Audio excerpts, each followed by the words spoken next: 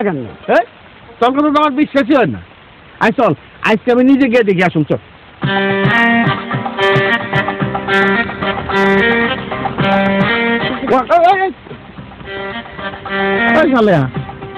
তোর না পোলার টাকা পাঠানোর সময় হয়ে গেল, তুই যে এখন আমার লগে দেখা করিস না।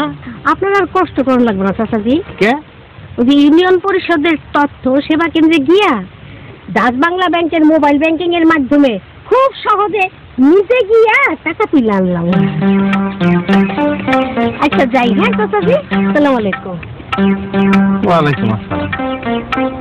এই রমন, ইউনিয়ন পরিষদের অফিস কি ব্যাংক হয়ে গেল কেন? কি ওই যে কইছিলাম না হুজুর,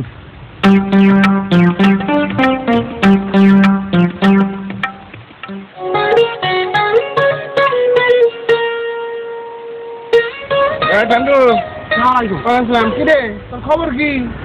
আপনার আর এখন বিরক্ত করুন না চাচাজি। ইউনিয়ন পরিষদে গেলে কোন সময়ে কোন জমিতে কি ঔষধ দিতে হইব, সার দিতে হইব, সব এখন বোঝা দেয়।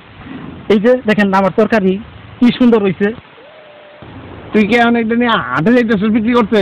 হাটে গেলে তো ঠকবি। আমার এই জিনিস আগেই বিক্রি হয়ে গেছে, আমি শুধু দিয়েইতেছি। আসসালামু আলাইকুম। ওয়ালাইকুম আসসালাম।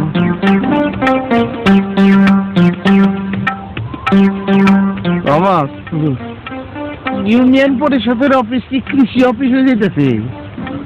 কইছিলাম না?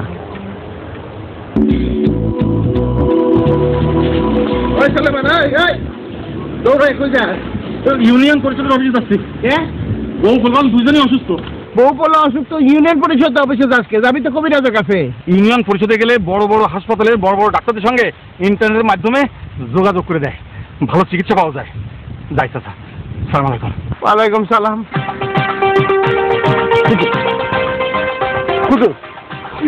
ওই ইউনিয়ন পরিষদের অফিসে হাসপাতাল এলো নাকি রে? কইছিলাম না?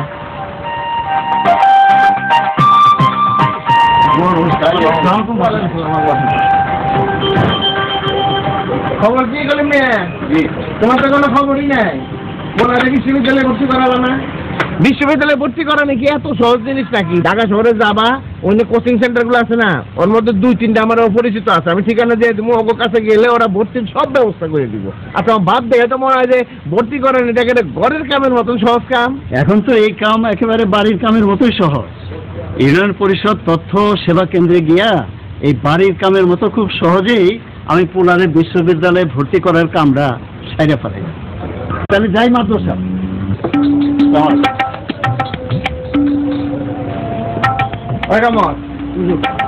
ইউনিয়ন পরিষদের অফিস কি আলাদিনে সেরাক পাইছি নাকি রে? হয়তো দেখতেছি আমার মাথা থেকে আউলা হয়ে গেল গা।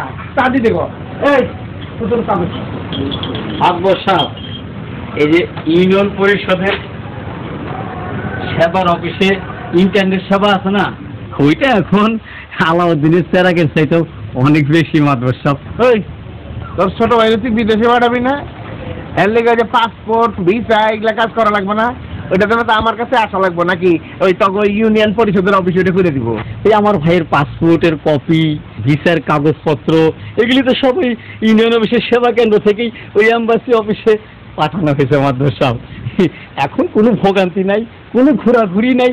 এরই নাম হয়েছে গিয়ে মাদ্রাস সাহেব ডিজিটাল বাংলাদেশ। রমাস, আমি তো শেষ। ওই যে ইউনিয়ন পরিষদের সেবা কিন্তু তো আমার একেবারে অচল বানাই দিল রে।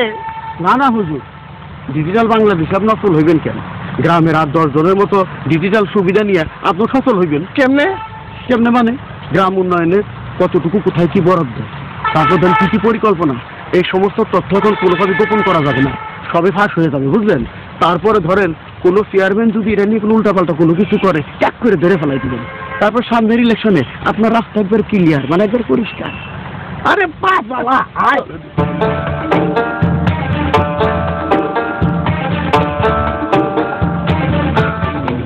আসসালামু আলাইকুম চাচা।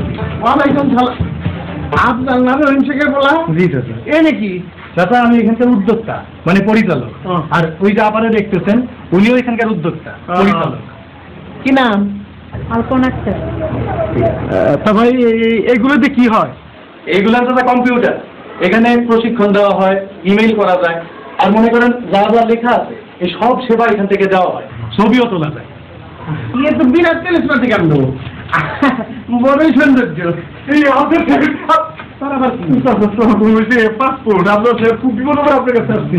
আমার এই পাসপোর্ট কারণে 1 ঘন্টার মতো দুয়ার পাঠানো লাগবে, না পাঠাইতে পারলে লাস্টের মধ্যে ঝামেলা করে দেবো। আরে আপনি এত উতলা হবেন না, ঠান্ডা হন, ব্যবস্থা আছে।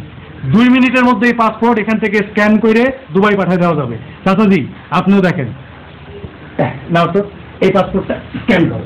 হ্যাঁ